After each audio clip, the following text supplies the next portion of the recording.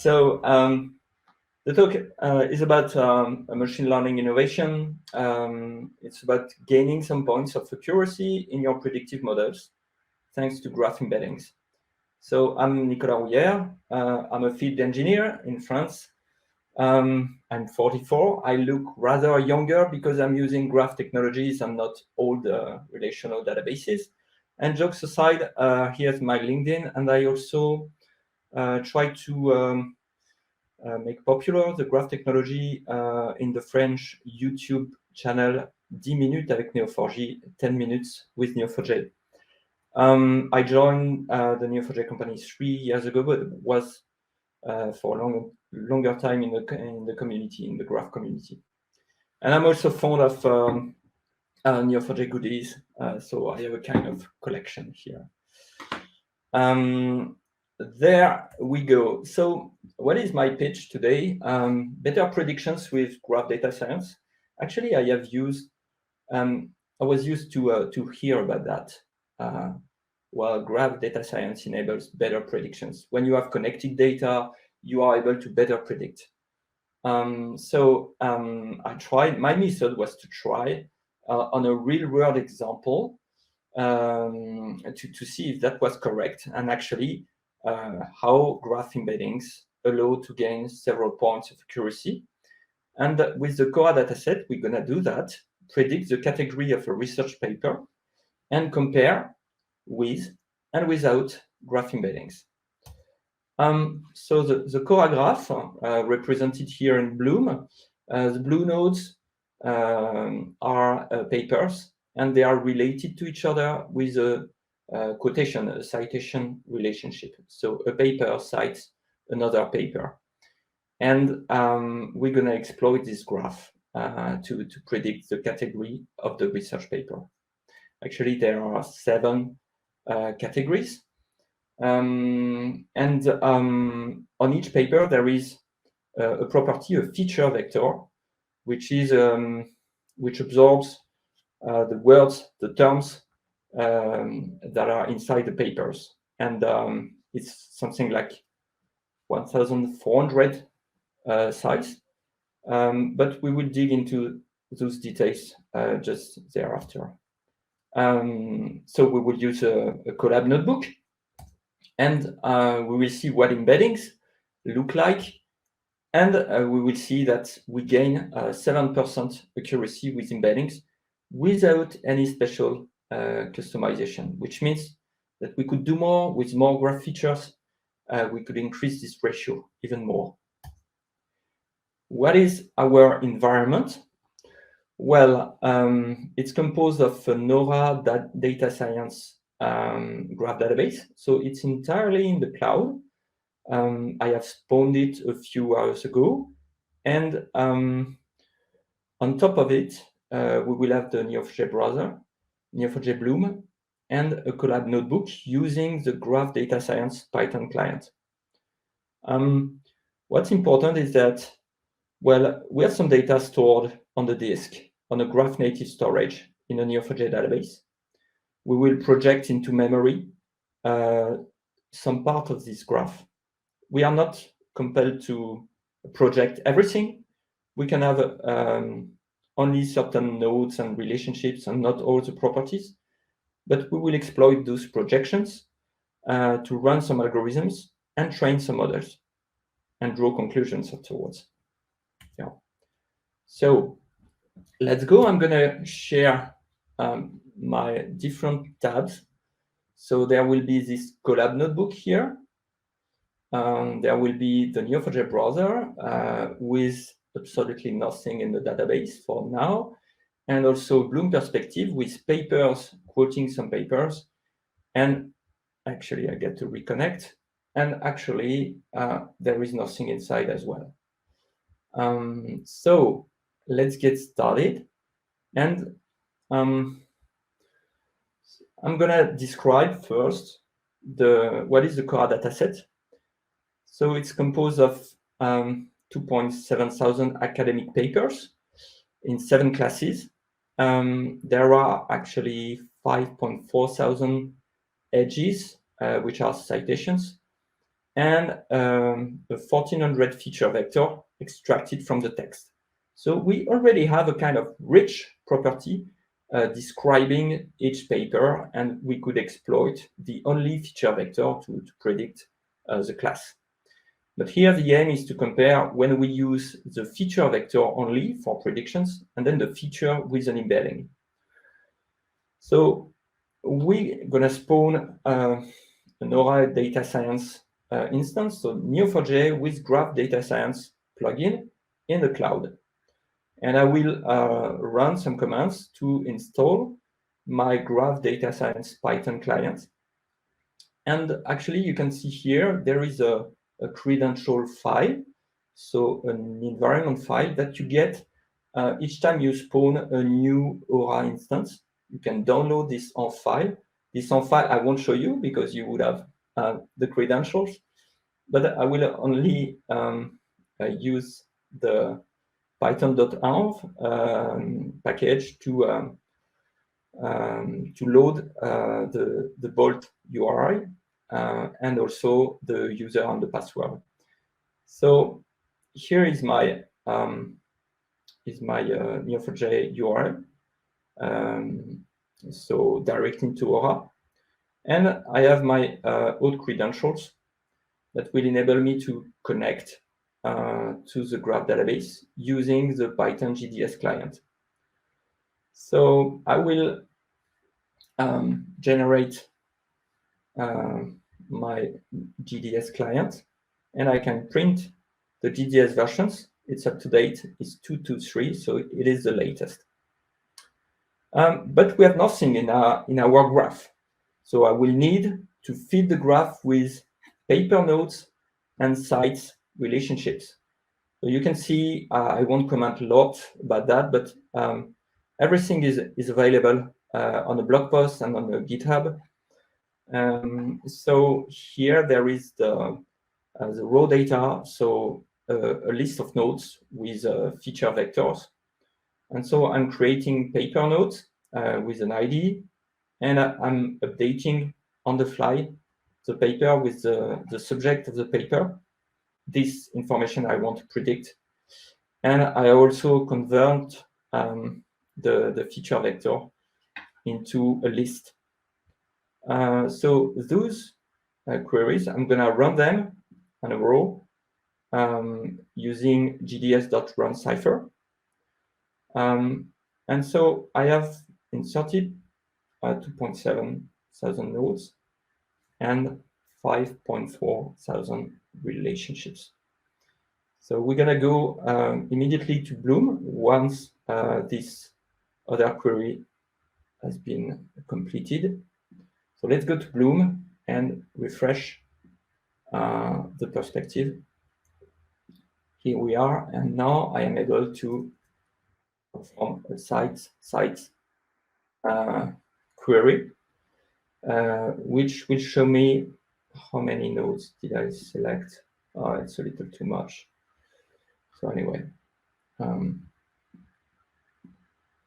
so it will take time because I didn't put some limit, but let's go with that, for example, for a start. So I got in the Neo4j browser, I can see some paper citing other papers. Here I can see on a paper node the feature vector, which is a sparse vector with 0 and 1. And those are the terms actually composing the text of the clean text of the paper, the paper ID and the subject. I can see the graph coming. Oh yeah, so it hasn't. I have to add the category. Yeah, paper. Yeah, okay. I have to refresh that a little bit more. Anyway, I think my perspective is not that good, so I'm gonna refresh a little bit that one and go back to my notebook. So now I have 2,700 nodes, 5,400 relationships. So I'm going to look at the features in the database. Let's look at those features, what it look like. And we saw that in the Neo4j browser before. 0 and 1s, it's not very meaningful. So I would like to do something. The subject here, I want it to be a class. So I will convert the subject to a numerical between 1 and 7. And so I will be able to predict the paper subject category instead of having the text subject. Right. Now it's time to start the GDS engine and project my graph in memory. So I will project a graph that is named CORA graph with the paper, subject class, and features properties. I don't need, for example, the paper ID. The paper ID is stored on the disk, but it won't be projected into memory. So there is a different workspace. There is a workspace on the disk. You can interact with the data that is stored, and there is a workspace in memory. And in memory, we have the sites relationship. And so my projection here, the CORA graph, can also be accessed, actually. I can describe what is my in-memory graph. It's a 30 megabyte graph. And here in the Neo4j browser, I can call gds.graph.list and see my CORA graph in memory.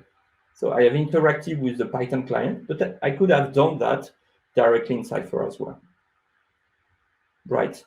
Let's see if my Bloom, oh yeah, I will clear the scene, take another perspective, create new, generate perspective. So I have my paper here. Let's add something like an icon, like a paper. Okay. And now, not doing the same error as before, I will just show 100 papers. Okay. So those papers, nodes, I could try to reveal the relationships between them here, or to expand to other papers. And that's it. Okay. So those are my paper nodes. And now in memory, I have the same graph, quite the same graph. And so my graph characteristics are those number of nodes and relationships. Now I want to compute an embedding of each paper node. Well, I will use the fast random processing algorithm. Actually, Tomasz Bratanec talked about that just a minute ago. And I will use my in-memory graph. I will use also the feature property features at the embedding dimension. And I will write my property on the nodes.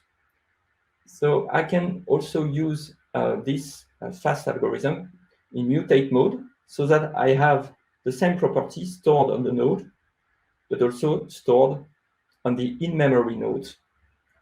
And so I can showcase what happened. I have written the node property on all the nodes. Right. So now if I refresh my perspective, I can also see that on any of the nodes, I now have the embedding property here, which is basically a list of floats, a vector of floats, of decimals. And those vectors just catch, they capture the knowledge of the node and its neighborhood in the whole graph, the position, the topological position of the node in the graph. Right, so what is an embedding actually, and how could we intuit that the embedding is going to be predictive? So let's look a little bit at the embedding, and we will perform a TSNE on our embedding vectors. So let's see that with some additional packages. So I have my embeddings here. Yeah, there are lots of numbers of decimals. So I will transform in 2 dimensions, actually, those embeddings using TSNE. And I will see what happens exactly, because then I will have some vectors reduced to 2 dimensions. So then I will install a specific package to show them. And actually, if you remember one slide of my presentation, there was a screenshot about that. So let's go there. There we are. So here we can see that there is a 2-dimension projection with TSNE of the embeddings. And we can see that, roughly speaking, there is a color code about the subject of the paper node. So all the nodes here are represented in the 2-dimension space using the projection with TSNE of the embeddings. And we can see that basically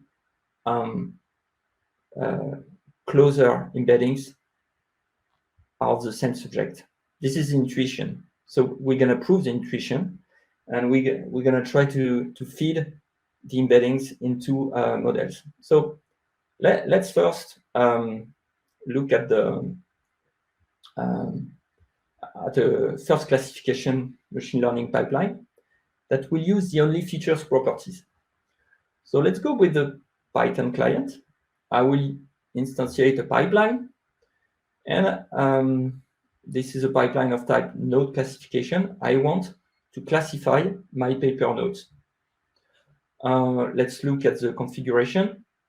There is some auto-tuning configuration, but I would like to change a little bit the split configuration. So I want a 20-80% ratio.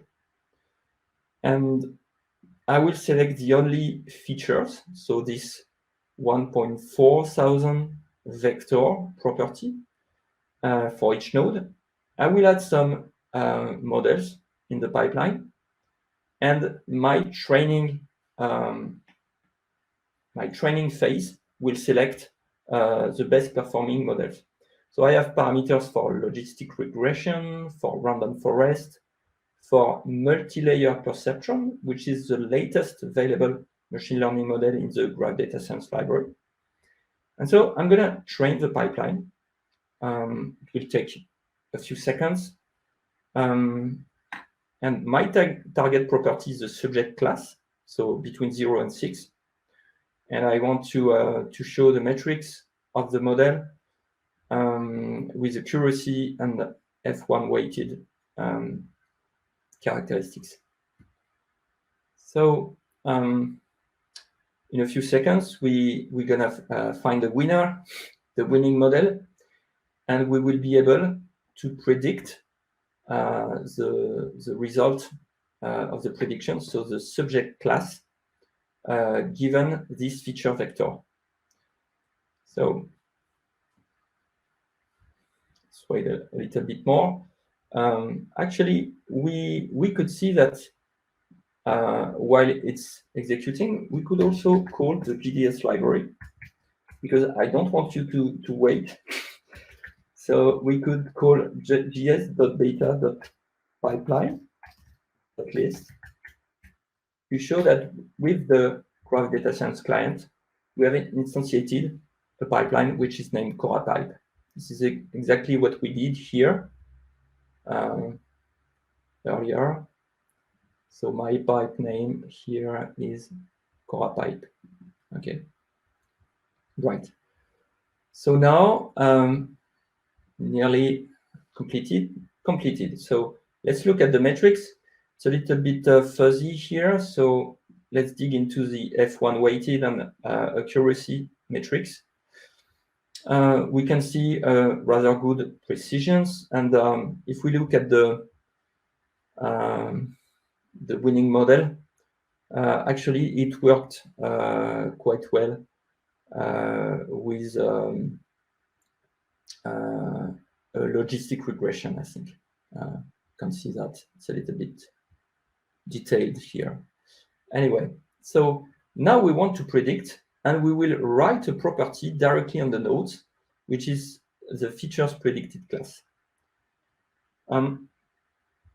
So the result is that the node properties were written, and I have this result, and I will perform a Cypher query to compare the features predicted class with the real subject class. So I will compute a ratio, which is the number of well-predicted paper class on the number of papers. And it's 82%, rather good actually, but with a very descriptive feature vector, this is no surprise. So now, in the next minutes, before we conclude and take some questions, we're going to look at the new pipeline with embedding as a feature. So now we're going to use the same graph projection, but with a new pipeline. So this is the same graph with papers and sites relationship. I will do the same operations regarding the split configuration. So that's exactly the same. I want the same test fraction of 20%. And I will select this time the features and the fast RP extended embedding feature. So my embedding is now in my pipeline as well. I select exactly the same models in the pipeline. And if I will skip that, it's not important. For example, logistic regression, all the available model parameters, and then I'm going to train them. So actually, while the new model is getting trained, we could look at Bloom here, refresh the perspective, and see that actually on each paper, there is this new features predicted class and features predicted probability. We can see here that the features predicted class is the same as the subject class. And actually, if we take around 8 nodes out of 10, we should have the features predicted class matching the subject class.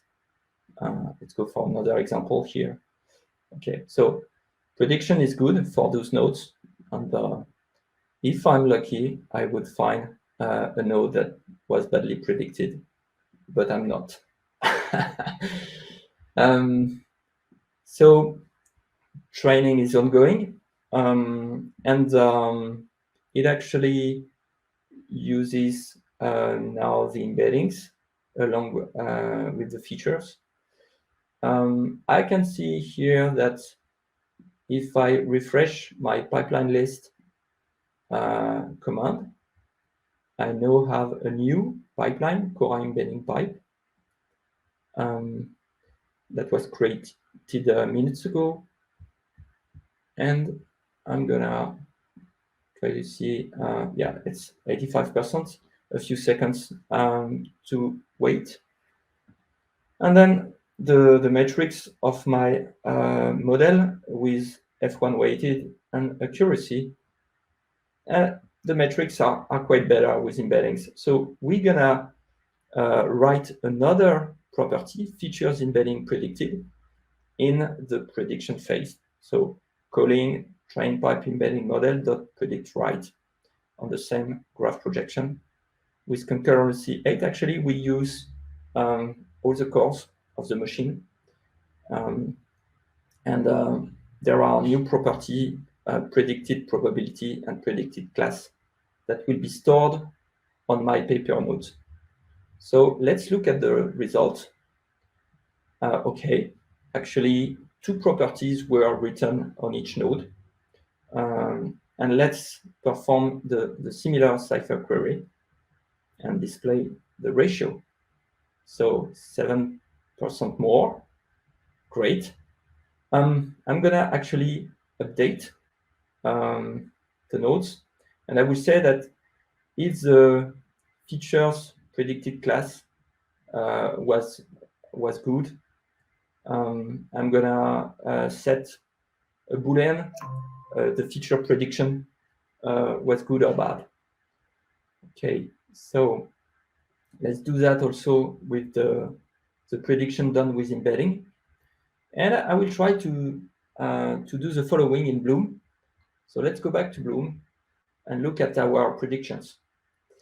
I refresh my perspective so that I can get on each node the new the true features embedding prediction and the true feature prediction actually. And so if I get this property, I could do something like this. Let's select only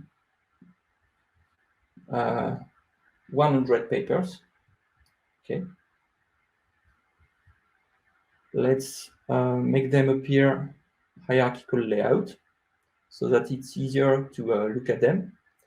Then I'm going to put a rule-based styling using the true features embedding predictions. Okay. And I will apply a different color. Let's say that one. Okay. Okay. And then apply color. Oh, I have not put the, okay, if it's true. Okay. So now I'm gonna count the number of false prediction. 1, 2, 3, 4, 5, 6, 7, 8, 9, 10. So my 90% prediction is verified in Bloom as well. And that's it for the demo. So let's go back to the conclusion. I would say that in a few minutes before taking questions, if we have the time, I think we have. So the Neo4j Graph Data Science is quite simple.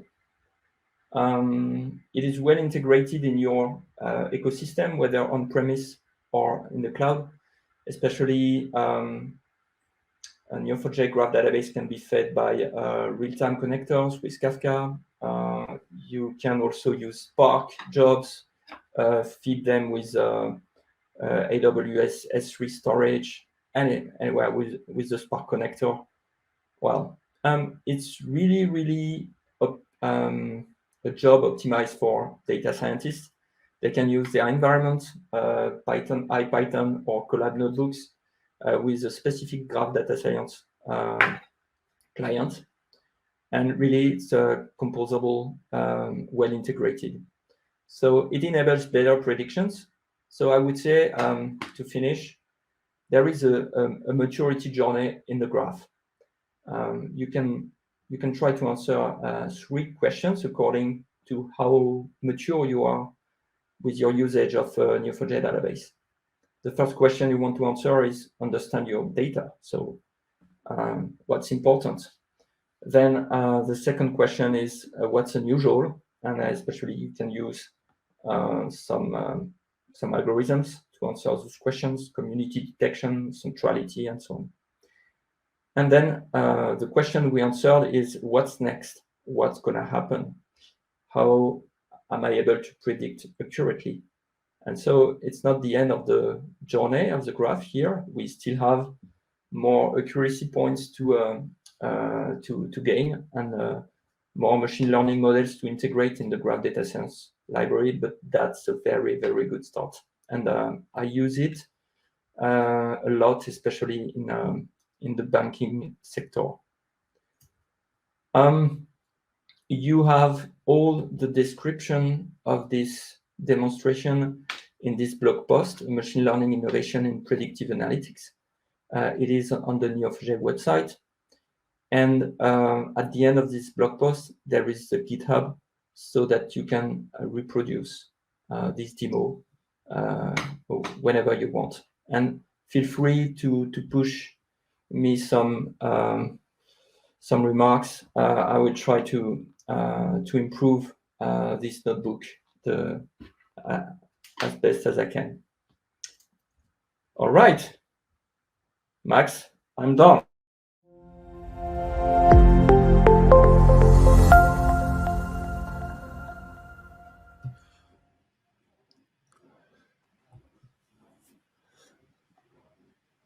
Oh, wow. What a presentation, huh? Thank you so much, Nico. It's truly been a pleasure to have you talk here with us. So let's see if we can find some questions here. So we have one here from Bruno. What is the original feature vector in CORA? Matrix adjacency for cited papers? No. I think that this feature vector is more composed of terms. So it would be like, can't remember the term. You know, those when you have or not a term in a paper. So there are some important terms in research papers. You get rid of the usual words like the, a, and so on. But important terms are in a dictionary, and there is a dictionary of 1,400 words. And so, do we have this word in the paper or not? It's 0 or 1. Yeah. So here's another question from Alex. Could you combine the 3 models into an assembly model in the pipeline? That's a good question. I'm not able to answer. I don't think it's the answer is true. Is yes for the moment. But I'm gonna take it. And Alex, if you want to reach out to me on LinkedIn or by email, I think that would be a nice feature. But as well, for the moment, in the pipeline we compare the training results of each model we have in the catalog. How to do that, combine the different models, you should definitely reach out to the GDS team. They are far more advanced than I. So how would someone reach the link to the collab that you just showcased? Will that be in your slides when you send it out, or is it something you can drop in the chat perhaps? Yeah, sure. So the blog post, I copy pasted here. Do you have it? Let me check. Yeah, I got it. I'll put it out in chat for you. And at the end of the blog post, there is a GitHub with the collab notebook. All right. Actually, I updated the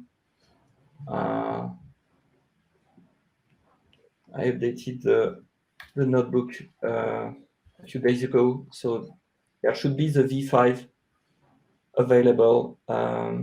So it's also compatible with Neo4j 5. All right. Perfect.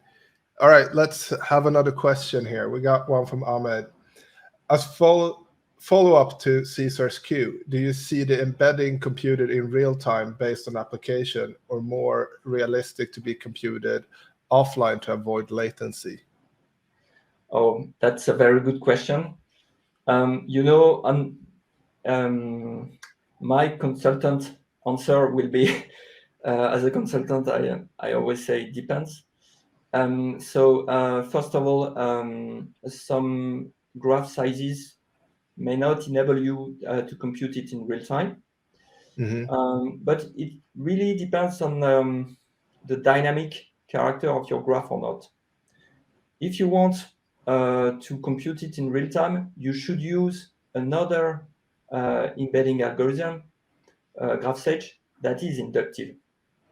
Because if you have some dynamic data, then you have to recompute your embeddings, because one node can change the structure of the whole graph. So it's basically it's one configuration, and to be able to get to the next configuration, you have to recompute everything. Yeah. Basically. So I would use GraphSage for dynamic graph, And but also regularly you would have to recompute your model. All right. And it's a continuous improvement thing when you predict. If you don't have the feedback loop, you just predicted something one day. So you have to improve your algorithm along the way. All right. We have another question here from Tony. There's a lot of questions here now, but does your split using the same random seed so we know the accuracy isn't affected by randomness? This is a configuration parameter that you can set. And actually, I've rerun the notebook several times, and it was exactly the same. So I think that it was the same random seed. But you can for sure make sure that it's true. So there is a parameter for that. All right, perfect. And let's take one other question here from Caesar. Is it possible to get fast RP embedding almost in real time? We want to use them to make low latency predictions. Yeah, so same answer as before.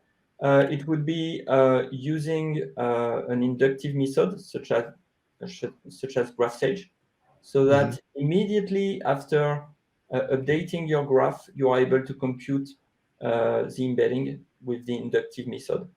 Otherwise, your embeddings are not valid anymore. All right.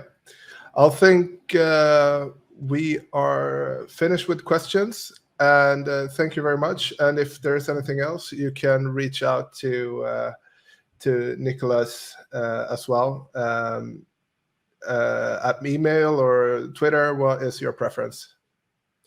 Email is okay. Email is okay. All right.